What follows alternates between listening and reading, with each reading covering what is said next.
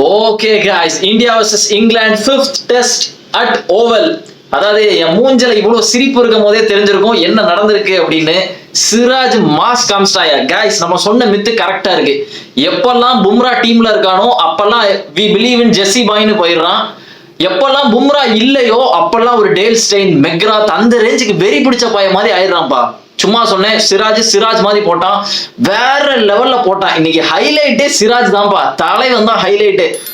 ஒரு பால் கூட எனக்கு தெரிஞ்சு சிராஜ் வந்து பேட் பால் போடவே இல்லை. இன்னைக்கு காலையில இந்த 5th டே வந்துட்டு ஒரு பால் கூட சிராஜ் எனக்கு தெரிஞ்சு பேட் பால் போடவே இல்லை. ஃபுல் ஃபோக்கஸும் விக்கெட் எடுக்கிறதா தான் இருந்துச்சு. நேத்து ஜோ ரூட்டும் 4th டேல வந்துட்டு ஜோ ரூட்டும் ஹாரி புரூக்கும் ஆடும்போது கன்ஃபார்ம் இந்தியா தோத்துருவாங்கன்னு தான் எல்லாருமே நினைச்சோம். எல்லாருமே அப்படிதான் நினைச்சோம். 2 பேரும் செஞ்சுரி போட்டாங்க, செத்தோம். இது எப்படிப்பா ஜெயிக்க போறோம் அப்படின்ற மாதிரி தான் இருந்து.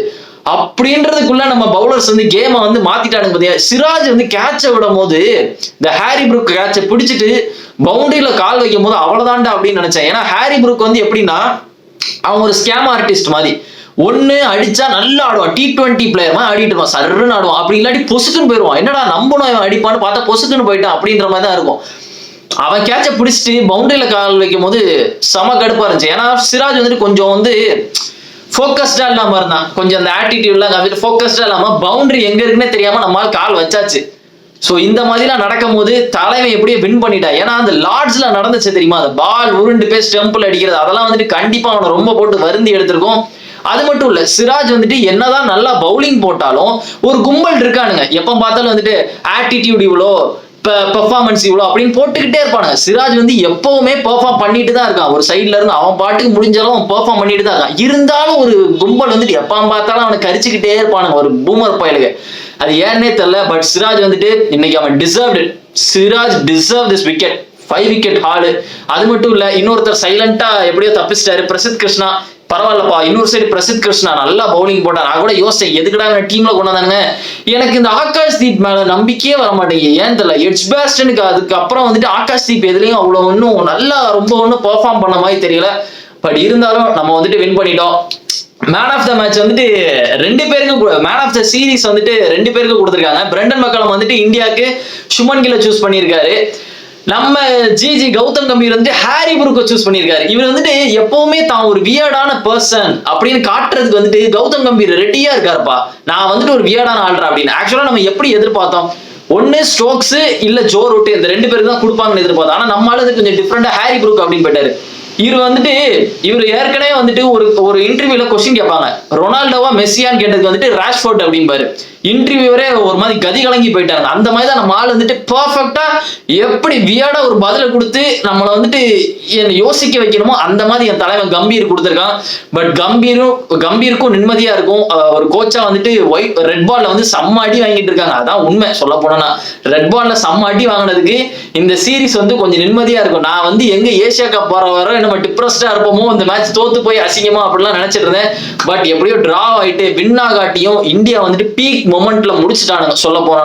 சொல்ல போனா எல்லா மேட்ச், இந்த மேட்ச் தோத்ததுக்கு, இங்கிலாந்து தோத்ததுக்கு மெயினான ரீசன் வந்துட்டு 2 ரீசன் சொல்லுவேன். ஒன்னு என்னன்னா ஸ்டோக்ஸ் உள்ள இல்ல, அவனுக்கு பதில் அந்த பெத்தலை கொண்டு வந்து பெத்தல் ஒண்ணுமே பண்ணல. ஸ்டோக்ஸ் இருந்திருந்தா கண்டிப்பா மேட்ச் வின்னு. இன்னொன்னு கேட்ச், நம்ம ஃபர்ஸ்ட் மேட்ச்ல எத்தனை கேட்ச் விட்டோம் அதே மாதிரிதான் இவனுங்க விட்டுக்கிட்டே இருக்கானுங்க. எத்தனை கேட்ச் விட்டானுங்க தெரியுமா. பட் அவனுங்க சைட்ல கஸ் ஆட்கின்சன் பவுலிங்லாம் பயங்கரமா இருந்துச்சுப்பா. சொல்ல போனா கஸ் ஆட்கின்சன் வந்ததுக்கு எஃபர்ட் செமையா இருந்து ஓக்ஸ பாராட்டியே ஆகணும்பா. ஒரு கையை வச்சுட்டு வந்தான் பாதி. எனக்கு ஆக்சுவலா சொல்ல போனா என்ன ஒரு சைக்கோன்னு நினைப்பீங்க. எனக்கு வாண்டடா இருந்து ஸ்டோக்ஸ் வந்து பேட்டிங், ஓக்ஸ் வந்துட்டு கிறிஸ் ஓக்ஸ் வந்துட்டு பேட்டிங் பிடிக்கிறத பாக்குறது. எப்படி ஒத்த கையில பேட்டிங் பிடிக்க போறான், லெஃப்ட் பிடிப்பானா ரைட் பிடிப்பானா அப்படின்ற மாதிரி இருந்து. ஏன்னா ரைட் ஹேண்ட் வச்சு இப்படி ஆட முடியாது, கஷ்டம். டிஃபெண்ட் வேணா பண்ணலாம் லெஃப்ட் ஹேண்ட் வச்சு. ஸோ ரைட் சைடு பிடிப்பானா லெஃப்ட் ஹேண்ட் பிடிப்பான், லெஃப்ட் ஹேண்ட் சைட்ல பிடிப்பானா அப்படின்னு ரொம்ப கியூரியஸா இருந்த ஒரு ஈவில் தனமா தான் யோசிச்சுட்டு இருந்தேன். எப்படியாவது அவன் ஸ்ட்ரைக்ல வரணும்டா அப்படின்ற மாதிரி.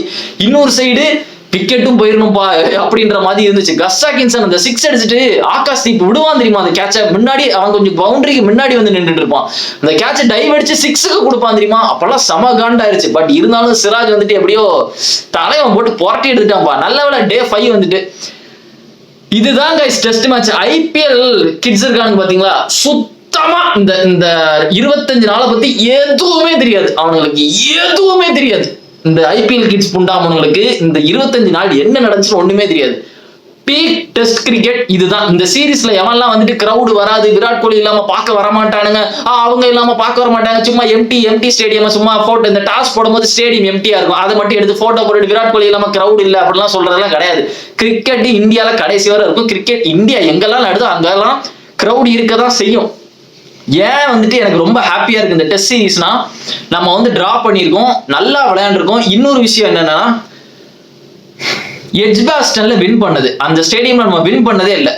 அந்த ஸ்டேடியம்ல எப்பிக்கா வின் பண்ணது மட்டும் இல்லாம நம்ம ஹிஸ்டாரிக்கலா இந்த ஓவல்ல வந்துட்டு எனக்கு தெரிஞ்சு லாஸ்டா அந்த லாக்டவுன் டைம் வந்ததுக்கு அப்புறம் இந்த கேபா டெஸ்ட் தான் ரொம்ப பெருசா பேசுவோம். இந்த ரிஷப் பண்ட் வந்துட்டு அந்த அடிச்ச நாக்கும், சுமன் கில் அடிச்ச நாக்கும், அந்த சேஸ் பண்ணுவோம் தெரியுமா, அந்த டார்கெட்டை சேஸ் பண்ணி வின் பண்ணதுதான் இந்த லாக்டவுனுக்கு அப்புறம் ஒரு பயங்கர எப்பிக்கான டெஸ்ட் அப்படின்னு சொல்லிட்டு இருப்பான். எனக்கு தெரிஞ்சு அதை இது ஓவர் டேக் பண்ணிட்டு அப்படின்னு சொல்ல, இந்த மேட்ச் தான் எனக்கு தெரிஞ்சு எப்பிக்கான டெஸ்ட் மேட்ச் நம்ம இப்போதைக்கு விளையாண்டதுல. இந்த மாடர்ன் ஜெனரேஷன்ல இதுதான் ஒரு எப்பிக்கானது. இந்த ஸ்கோரை எப்படி, அதாவது புரூக்கு, ஜோ ரூட் அந்த மாதிரி ஒரு ஆளுங்க செஞ்சுரி போட்டுட்டு அந்த மேட்ச் தலைகீழ கவுந்ததுக்கு காரணம், இதுல இந்த டே ஸ்டார்ட் ஆகும்போது ஜேமி ஓவர்டன் 2 4 வேற அடிச்சான். அதாவது கன்ஃபார்மே பண்ண வைக்கிறானுங்க இங்கிலாந்து வந்துட்டு நாங்க தான் ஜெயிக்க போறோம் அப்படின்ற மாதிரி இருக்கும் போதெல்லாம் நம்ம பசங்க இழுத்துட்டு வந்துடுறானுங்க. சிராஜ், பிரசித் கிருஷ்ணா ஒரு சைடு வந்துடுறானுங்க, இருங்க நாங்க ஜெயிக்கிறோம் அப்படின்ற மாதிரி வந்தானுங்க. சோ நல்லா இருக்கு அதை பொறுத்தவரை. ஏன் இந்த டெஸ்ட் சீரீஸ் நல்லா இருக்குன்னா 25 டேஸ் போயிருக்கு கைஸ், கரெக்டா எல்லா டெஸ்ட் மேட்ச் 5 நாள்.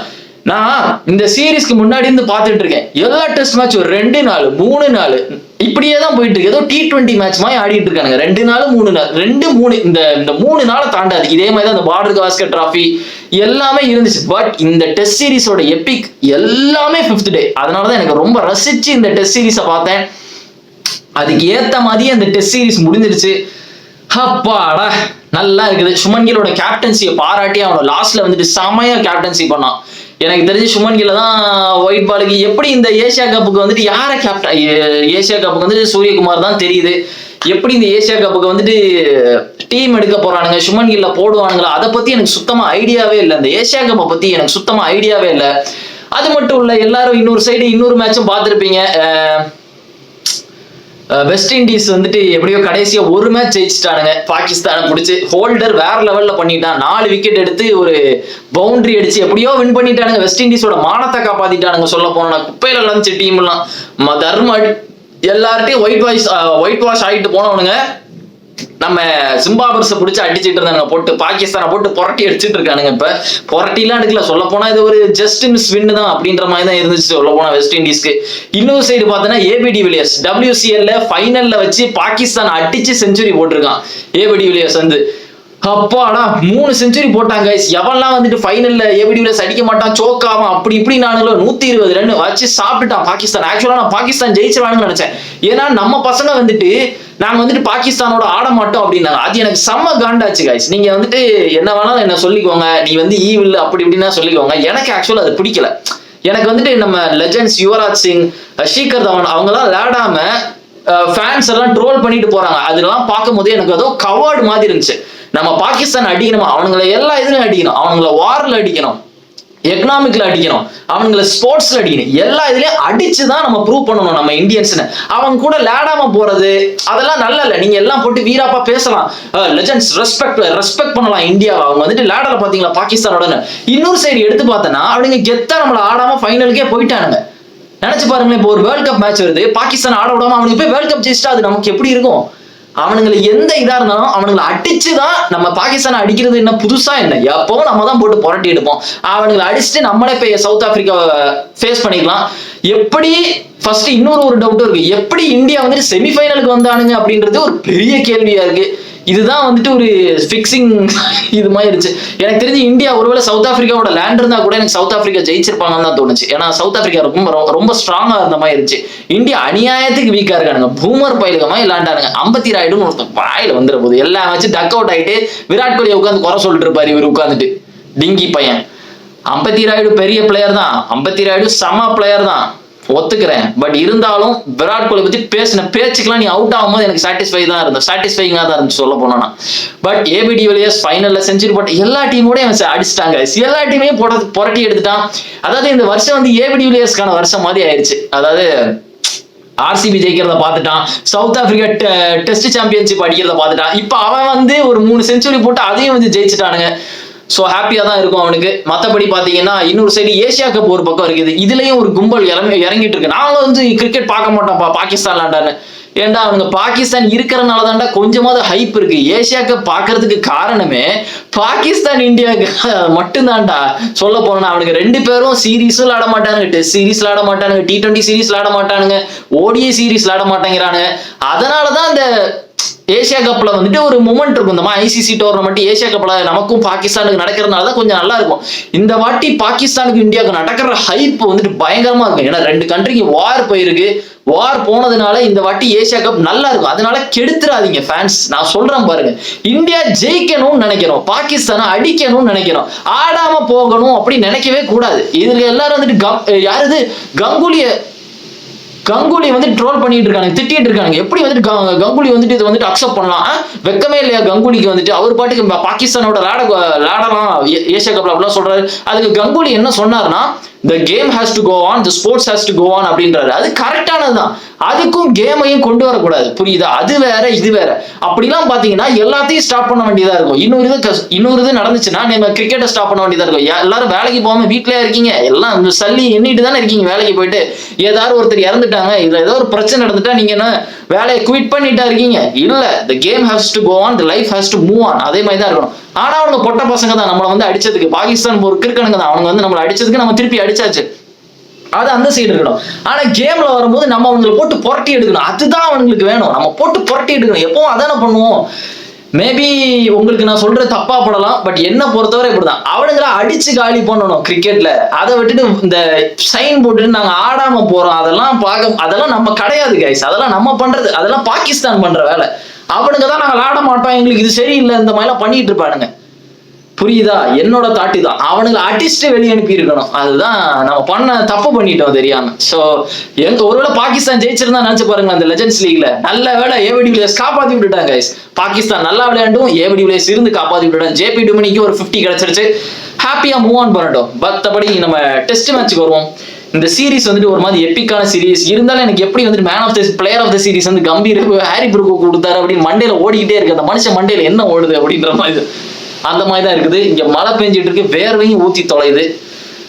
சென்னையில அநியாயத்துக்கு ஹீட்டா இருக்கு கைஸ், தாங்க முடியல. சோ மற்றபடி பாத்தீங்கன்னா அந்த 25 டேஸும் எப்பிக்கான டெஸ்ட் மேட்ச், எல்லா மேட்சும் நல்ல மேட்ச். 4th மேட்ச்லாம் அது டிராவா இருந்தா கூட அந்த மேட்ச் கூட நல்லா இருக்கு. இந்த சீரீஸ்ல ஜடேஜாவோட எப்பிக்கான பெர்ஃபார்மன்ஸ், ஆல்ரவுண்டிங் பெர்ஃபார்மன்ஸ். ஜடேஜாக்கும் சரி, ஜடேஜா பேரு, இந்த சிராஜ் பேரு, இதெல்லாம் வெளியவே தெரியல. வாஷிங்டன் சுந்தர் கூட சமையலாண்ட இந்த மேட்ச் 6-ஆ அடிச்சு தள்ளுறான் வாஷிங்டன் சுந்தர். அவன் பாட்டுக்கு எவன் போட்டாலும் பரவாயில்ல, வா நான் அடிக்கிறேன், பேஸ் பால் என்ன நான் காட்டுறேன் அப்படின்னு. ஆக்சுவலா இவனுக்கு ஜெயிச்சிருக்கலாம் இங்கிலாந்து. இவனுங்க பேஸ் பால் ஆடுறேன்னு சொல்லிட்டு லூசுத்தனமா என்னமோ கோட்டை விட்டுட்டாங்க. இந்த கிராலே டக்கெட் மட்டும் அடிச்சுட்டு இருப்பான் உட்காந்து. அவன் அவுட் ஆனா எல்லாரும் வரிசையா அவுட் ஆயிடுவானுங்க. இதுதான் பேஸ் பால். இவனுங்களை பொறுத்தவரை பேஸ் பால் ஒர்க் அவுட் ஆகுது. அது வந்துட்டு எப்பவாவது பண்ணும் போதுதான் நல்லா இருக்கும், எப்பவுமே அதை பண்ண வேலைக்கு ஆகாது. அதாவது இங்கிலாந்து வச்சு அவங்க வீட்டுல வச்சு இந்த அடி வாங்குறானுங்க. இதுல ஆஷஸ்க்கு வந்துட்டு ஆஸ்திரேலியால போய் ஆட போறானுங்க. ஆஷஸ் வந்துட்டு எப்படி இங்கிலாந்து வந்து ஓரளவாவது நல்லா விளையாடும்னா இங்கிலாந்துல வச்சு மட்டும்தான். இப்போ 2023 ஆஷஸ் வந்து ஜெயிச்சிருக்கலாம், ஒரு மழையால தப்பிச்சிட்டானுங்க. ஆஸ்திரேலியா அதுல வந்து டிரா ஆகி எஸ்கேப் ஆயிட்டானுங்க சொல்ல போனா. இல்லாட்டா தோத்துருப்பானுங்க கன்ஃபார்ம் ஆஸ்திரேலியா அந்த சீரீஸ்லாம். இங்கிலாந்துல வச்சு விளையாடும் போது தான் கொஞ்சமாச்சும் அட்வான்டேஜ் வந்து இங்கிலாந்துக்கு இருக்கிற மாதிரி இருக்கு. ஆஸ்திரேலியா எல்லாம் போனா சாப்பிட்டுருவானுங்க. எனக்கு தெரிஞ்ச ஆஸ்திரேலியா எல்லாம் ஈஸியா வந்து இங்கிலாந்து அடிச்சிருவானுங்க. எப்படி அவனுங்க இந்தியாவே அடிச்சுக்கிட மாட்டேங்கிறானுங்க. அதுவும் இல்லாம ஜோ ரூட்டுக்கு வந்து ஆஸ்திரேலியா போனா நட்டுங்க, அப்படியே பேட் எல்லாம் அப்படியே ஒரு கையெல்லாம் கிடுகிடு ஆடும். ஆஸ்திரேலியான்னு வந்தாலும் எப்படி இவனுங்க வந்து ஆஸ்திரேலியால போய் அந்த டீமை போய் எதிர்கொள்ள போறானுங்கன்னு தெரியல. நமக்கு இவ்வளவு பெரிய பிரேக் இருக்குது. ஆக்சுவலா நான் கொஞ்சம் ஹாப்பியா இருந்தேன், இந்த பங்களாதேஷ் சீரீஸ் கேன்சல் ஆயிட்டு பங்களாதேஷ்க்கும் நமக்கு ஒரு சீரீஸ் நடக்கிறதா இருந்துச்சு அந்த ஆகஸ்ட்ல. அது வந்துட்டு கேன்சல் ஆயிட்டு 3 T20 3 ODI நடக்கிறதா இருந்துச்சு. அது கேன்சல் ஆயிருச்சு. சரி, ஸ்ரீலங்கன் வந்துட்டு ஆஃபர் பண்ணாங்க, எங்க இடத்துக்கு வந்து நீங்க ஒரு சீரீஸ் போடுறீங்களா, அந்த 3 T20 3 ODI போடுறீங்களான்னு கேட்டதுக்கு அதையும் வேண்டான்ட்டானுங்க. அட பூமர் பயலுங்களா, அவங்களோட லேண்டா தான் உங்களுக்கு என்னவா ஸ்ரீலங்காவோட லேண்டா? நான் கூட எதிர்பார்த்துட்டு இருந்தேன் ஸ்ரீலங்காவோட லேண்டா நல்லா இருக்குமே, நம்ம சேனல்ல கூட ஸ்ரீலங்கன் ஃபேன்ஸ் நிறைய பேர் இருக்கானுங்க. ஸோ அவங்க பாப்பானுங்க, என்ஜாய் பண்ணுவானுங்க. அது மட்டும் இல்லாம போன வாட்டி ஸ்ரீலங்கா நம்மளை அடிச்சிட்டானுங்க, ஞாபகம் இருக்கும்னு நினைக்கிறேன். ஒரு மேட்ச் டை ஆச்சு, இன்னொரு மேட்ச் ஒரு 2 மேட்ச் தோக்கடிச்சு நம்மள சீரீஸ் ஜெயிச்சிட்டாங்க. ஒரு ரிவெஞ்ச் கொடுக்கலான்னு பார்த்தா அதையும் வேண்டாட்டானுங்க. இப்ப இவ்வளோ பெரிய பிரேக் இருக்கு, இவ்வளோ பெரிய பிரேக். செப்டம்பர் 9 ஆரம்பிக்குது. இது என்ன நடக்க போகுதுன்னு தெரியல. இதுக்கு நடுவில் நிறைய மேட்சஸ் இருக்கு. சவுத் ஆப்பிரிக்கா வர்சஸ் ஆஸ்திரேலியா அதெல்லாம் இருக்குது. மற்ற மேட்சை பத்தி போடலாமா அப்படிலாம் யோசிச்சுக்கிட்டு இருக்கேன். பட் நல்ல வேலை இந்த டெஸ்ட் மேட்ச் வந்துட்டு இப்படி ஒரு எப்பிக்கா முடிஞ்சதுனால எனக்கு கொஞ்சம் ஹாப்பியா இருக்கு. ஒருவேளை இந்தியா அந்த மேட்ச் தோத்துருந்தா ரொம்ப டிசப்பாயிண்ட் ஆயிருப்பேன் கைஸ், ரொம்ப டிசப்பாயிண்ட் ஆயிருப்பேன். யங் ஜெனரேஷன்ஸ் வந்துட்டு ப்ரூவ் பண்ணிட்டானுங்க எங்களால முடியும் அப்படின்ற மாதிரி. பட் ஒரே ஒரு ப்ராப்ளம் இருக்கு அவனுங்க டீம்ல, இந்த ஒன் டவுன் மட்டும் சிக்க மாட்டேங்கிறான. இந்த சாய் சுதர்ஷனும் சரி கருண் நாயரும் சரி வேலைக்கு ஆக மாட்டேங்கிறான். எல்லாரும் வந்துட்டு கருண் நாயர் செஞ்சுரி போட போறான்னு தானே நினைச்சீங்க. 50 தாண்டோட கருண் நாயர் 50 தாண்டோட முக்காவாசி பேர் நினைச்சிருந்தது என்னன்னா கருண் நாயர் கண்டிப்பா 200 அடிக்க போறா அப்படிதான் எல்லாரும் நினைச்சானுங்க. Guys wake up to reality. அது வந்துட்டு அந்த டைம்ல நடந்துச்சு அந்த 300. அது வேற டைம், இது வேற டைம். அது ஒரு டைம் அப்போ நடந்துச்சு. பட் நானும் எதிர்பார்த்தேன் கருண் நாயர் அடிப்பான்னு. பட் மேபி கருண் நாயர் வந்து இந்தியன் பிச்ல நல்லா பண்ணுவான்னு தோணுது. இந்த வெஸ்ட் இண்டீஸோட 2 டெஸ்ட் மேட்ச் வருது, மேபி அவனுக்கு சான்ஸ் கொடுக்கலாம். வேற புரியுது இல்ல, இந்தியன் பிச்ல அவன் எப்படி ஆடுவான்னு தெரியணும். ஸ்ட்ரைட்டா கொண்டு வந்து இங்கிலாந்து பிச்ல விட்டாங்க ஆடுறாம அவனை அப்படின்ற மாதிரி. ஸோ பட் இருந்தாலும் இந்த பிச்சில் வச்சு ஒருத்தர் பயங்கரமா வந்துட்டு அவுட் ஆஃப் சிலபஸ்ல வந்து ஒரு 50 அடிச்சுட்டு போனார். யாருன்னா ஆகாஷ் தீப் நைட் வாட்ச்மேனா வந்து, அதாவது சுமன் கில்லே கொஞ்சம் திணறனா இந்த பிச்சில், டமுக்கிட்ட தான் விளையாண்டுட்டு இருந்தான். ஆனா ஆகாஷ் தீப் வந்து ஒரு 66 ரன் அடிச்சான் பாத்தீங்களா, மாசா இருந்து. அதுவும் பவுலரை பத்தி கவலையே படல. ஃப்ரஸ்ட்ரேட் ஆயிட்டு இருந்தாங்க இங்கிலாந்து பவுலர்ஸ்லாம், டென்ஷன் ஆயிட்டு இருந்தாங்க. என்னடா இவன் விளையாண்டுட்டு இருக்கான் இவ்வளவு நேரம் உட்காந்து அப்படின்ற மாதிரி. நம்மளால செஞ்சுரி மட்டும் போட்டிருந்தான்னு வச்சுக்கோங்க, ஒரு காலத்துக்கு ஸ்டோக்ஸ் மேல போட்டு இன்னொரு காலம் பிரெண்டன் மெக்கலம் மேல போட்டு அடிச்சிருக்கலாம். அந்த மாதிரி எப்பிக்கா இருந்திருக்கும். பட் மிஸ் ஆயிருச்சு. பட் பேட்டிங்ல எப்பிக்கா பண்ணிட்டானுங்க கைஸ் பசங்க வந்துட்டு. மற்றபடி இந்த கருண் நாயர், இந்த சாய் சுதர்ஷன்லாம் கொஞ்சம் சரியில்லை. அந்த ஒரு இது தாண்ட வேண்டாம். 30 சை அப்பா பார்த்தாலும் 30 38 கொஞ்சம் இன்னும் கொஞ்சம் நல்லா விளையாண்டுருந்தா நல்லா இருக்கும். பட் அந்த ஒரு ப்ராப்ளம் தான் இருக்குது. ஒன் டவுன் புஜாரா, செக்கட்டேஸ்வர் புஜாரா மாதிரி ஒரு ஆளு அந்த இடத்துல ஃபில் பண்ணணும் அப்படின்னா அதுக்கு ஒரு பயங்கரமான பேட்ஸ்மேன் தேவை. கண்டிப்பா வந்துட்டு அந்த இடத்த வந்துட்டு நல்ல ஒரு ஆள் ஃபில் பண்ணணும். புரியுதா? ஏன்னா இந்த லபுஷேனு, இந்த புஜாரா, இவங்கள மாதிரி ஆட்களுடைய வேலை என்னன்னா பாலை பழசாக்க வேண்டியதே இவங்களோட வேலை. டெஸ்ட் மேட்ச் ஆடுறது மட்டும்தான் இவங்களோட வேலை. அங்க உட்காந்து ஸ்டைல் பண்ணிட்டு ஸ்டார் பிளேயர் ஆறேன் அப்படிலாம் பண்றது வேலையே கிடையாது. அந்த மாதிரி ஒரு பிளேயர்ஸை வந்துட்டு எப்படியாவது தேடி போட்டாதான் உண்டு. என்ன பண்ண போறாங்கன்னு தெரியல. ருத்ராஜ் ஜெய்க்வாருக்கு கொடுக்க போறானுங்களா இல்லைன்னு. நான் வந்து ருத்ராஜ் ஜெய்க்வாரை எந்த இதுலயும் எடுக்க மாட்டேன் இந்தியன் டீம்ல. பட் டெஸ்ட்ல எடுக்க நான் வந்துட்டு ரெடியா இருக்கேன். ஏன்னா நான் வந்து T20 எடுக்க முடியாது ருத்ராஜ் ஜெய்க்வாரை. ஏன்னா T20க்கு நிறைய ஆளுங்க இருக்கானுங்க இந்தியாவில். அபிஷேக் சர்மா, சஞ்சு சாம்சன், கில்லு, ஜெயஸ்வால் அப்படி இப்படின்னு இருக்கானுங்க. So he can't fill that place. அந்த பிளேஸை கண்டிப்பா ஃபில் பண்ண முடியாது அப்படின்னு தோணுது ருத்ராஜ் ஜெய்க்வாரால. அதே மாதிரி ஓடிஐலையும் ஃபில் பண்ண முடியாது. சுமன் கில் இருக்கான், ரோஹித் சர்மா இருக்காரு ஐயா வந்துட்டு. அது மட்டும் இல்லாம நான் வந்து ஜெயஸ்வாலுக்கே வந்து ஆப்பர்ச்சுனிட்டி கொடுப்பேன். ஜெயஸ்வால் வந்து ஒரே ஒரு மேட்ச் மட்டும் தான் விளையாண்டுருக்கான் ஓடிஐல. எனக்கு தெரிஞ்சு அசால்ட்டா ஜெயஸ்வால்லாம் ஓடிஐல சூப்பர் பிளேயரா வரும். ஒரு டிராவிஸ் ஹெட் மாதிரி ஒரு அட்டாக்கிங்கான ஒரு ஓப்பனரா இருப்பான்னு தோணுது. நிறைய பேர் சொல்லலாம் ப்ரோ ஓடிஐல விளையாட மாட்டா அப்படிலாம் சொல்லலாம். அப்படிலாம் கிடையாது. டே டெஸ்ட் விளையாடுறான், T20 விளையாடுறான், அவனுக்கு ஓடி விளையாட தெரியாதா? ஒருத்தர் டெஸ்ட் விளையாண்டாலே எனக்கு தெரிஞ்சு அவன் ஈஸியா ஓடிஐ விளையாடுறான். T20 விளையாடுறான், இதுக்கு மேல என்ன வேணும்? அவன் ஓடிஐ விளையாடலாம். ஸோ ருத்ராஜுக்கு இடம் கிடையாது. பட் டெஸ்ட்ல நான் வந்து ருத்ராஜுக்கு இடத்த கொடுப்பேன். டெஸ்ட்ல எனக்கு தெரிஞ்சு ருத்ராஜுக்கு அவனை வந்து ருத்ராஜ் வந்துட்டு போட்டு பார்க்கலாம். பட் எனக்கு தெரிஞ்சு ருத்ராஜுக்கு அவன் சான்ஸ் கொடுக்க மாட்டாங்கன்னு நினைக்கிறேன். மேபி பிகாஸ் ஆஃப் பாலிடிக்ஸ் அப்படிதான் தோணுது. அது எனக்கு நல்லாவே தெரியுது. ருத்ராஜ் வந்து போட பார்க்க மாட்டேங்கிறானுங்க அப்படின்னு. இருந்தாலும் நிறைய பேர் இருக்கானுங்க கைஸ். கருண் நாயர்னா ஆதி காலத்துல இருந்து கெஞ்சிட்டு இருக்கான், எத்தனை செஞ்சுரி போட்டுட்டு இருக்கான். அவனுக்கு எல்லாம் சான்ஸ் கொடுத்துதான். இன்னொருத்தர் சர்ஃப்ராஸ் கான்னு ஒருத்தன் இருக்கான். அவன் பாடியை உட்காந்து ஏத்துறான் குறைக்கிறான். இருந்தாலும் அவனை வந்து ஏதாவது பண்ணி வெளியே போட்டுறானுங்க. இன்னொரு சைடு பாத்தீங்கன்னா பண்ட் நல்லா விளையாண்டுட்டு இருக்கான். அவனை பத்தியும் சொல்ல மறந்துட்டேன். இன்ஜுரினால எதுவும் பிரச்சனை வருவோம்னு நினைச்சான். பட் இன்னொரு சைடு த்ரூ ஜுரேல் அவனுடைய ரோலை கரெக்டா பண்ணிட்டான். ஃபர்ஸ்ட் எனக்கு ஏதோ ஒரு வியர்டான ஃபீலிங் இருந்து, ஒருவேளை பண்ட் வந்துட்டு கீப்பிங் பண்ணியிருந்தா நிறைய விட்டுருப்பானோ அப்படின்னு தான் தோணிட்டு இருந்தேன். ஏன்னா த்ரூ ஜுரேல் வந்துட்டு சில வந்துட்டு நிறைய பவுண்டரி சேவ் பண்ணான். சில சிராஜ் போடுற பால், பிரசித் கிருஷ்ணா போடுற பால்லாம் கண்டிப்பா 4 போயிருக்கும் அப்படின்ற மாதிரி இருக்கிற இதுக்கெல்லாம் வந்துட்டு த்ரூ ஜுரேல் சூப்பரா கீப்பிங் பண்ணான். அதை பாராட்டி அவன் த்ரூ ஜுரேல்ட்ட இருந்து நல்லா கீப்பிங்கும் பண்ணான். பேட்டிங்கும் ஒரு சின்ன நாட்லாம் ஆடினான். பட் அவனால முடிஞ்சதுதான் அவன் பண்ண முடியும். த்ரூ ஜுரேல்ட்ட இருந்து வேற என்ன எதிர்பார்க்குறீங்க அப்படின்னு.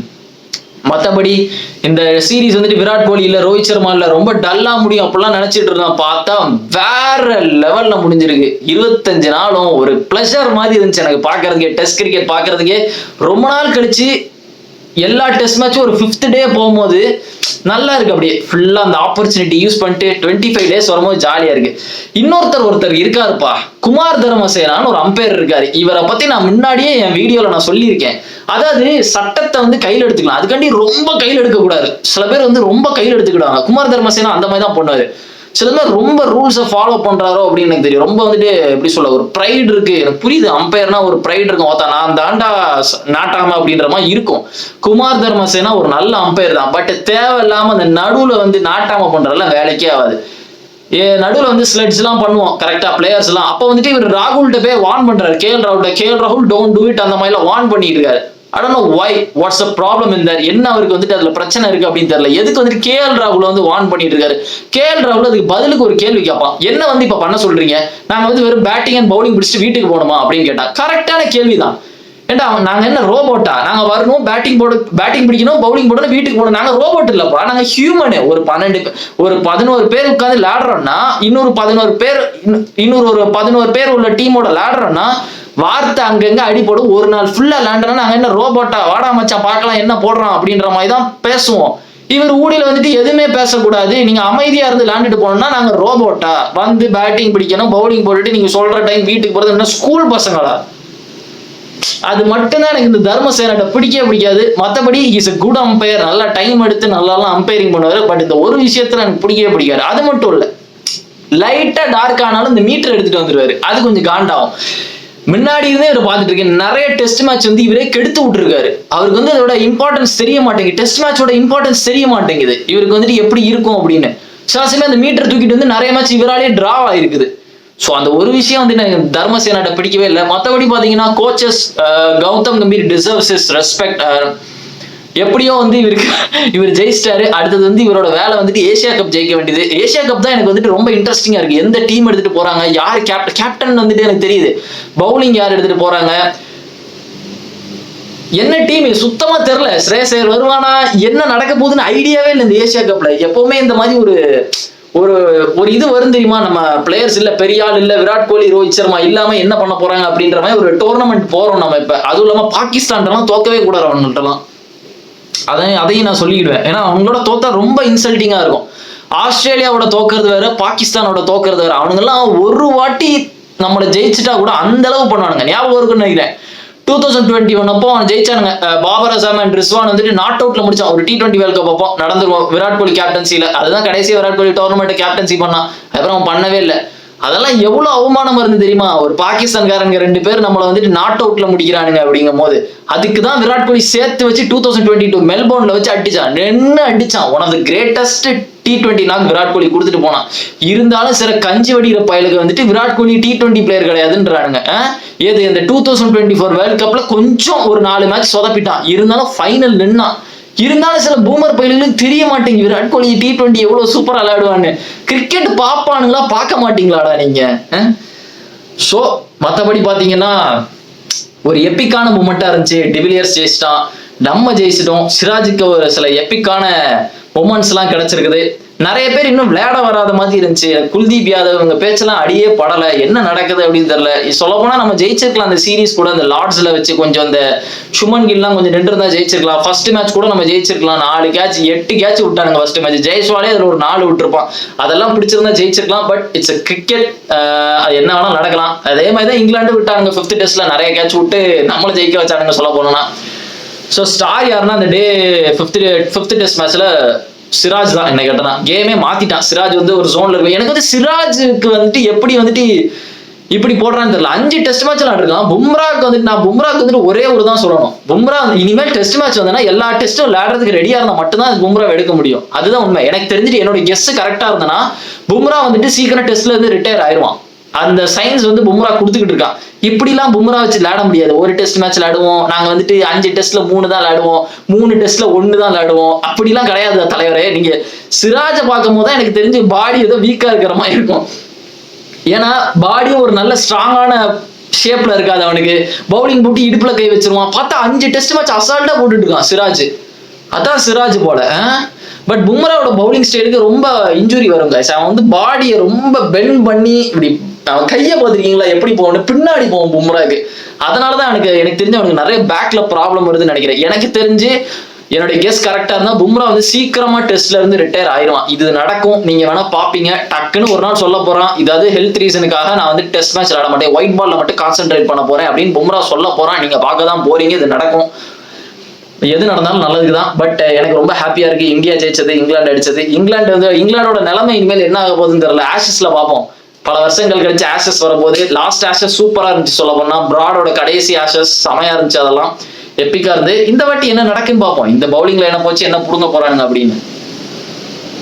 ஸோ நீங்க என்ன கைஸ் நினைக்கிறீங்க இந்த சீரீஸை பத்தி? உங்களுக்கு எப்படி இருந்துச்சு? இந்தியா நல்லா விளையாண்டானுங்களா, இங்கிலாந்து நல்லா விளையாண்டானுங்களா? உங்களுக்கு எதனா மாற்றம் இருக்குதா? ஏசியா கப்ல என்ன நடக்கும் அப்படின்னு நினைக்கிறீங்க? ஸோ பார்ப்போம். இந்த இந்த இந்த டேஸ் இப்படி ஓட போகுதுன்னு பார்ப்போம். ஏசியா கப் வர அது வேற இந்த மந்த்தை ஜாலியாக என்ஜாய் பண்ண வேண்டியதான். டெஸ்ட் வச்சுட்டு நிறைய மேட்சஸ் இருக்குது. ஹாம்சாட் ஷிமாயா வர்சஸ் டிடிபி வரப்போகுது UFC மேட்ச்ல. அதுல யார் ஜெயிக்கிறாங்கன்னு பார்ப்போம். செமையா இருக்க போகுது. ஓகே, நீங்க மறக்காம வீடியோக்கு லைக் போடுங்க, சேனலுக்கு சப்ஸ்கிரைப் பண்ணுங்க. உங்க கிரிக்கெட் ஃபேன்ஸ் ஃப்ரெண்ட்ஸ் யாராவது இருந்தனா அவங்களுக்கும் ஷேர் பண்ணி விடுங்க. Okay guys, and see another video and remember it, always be on top. Cheers.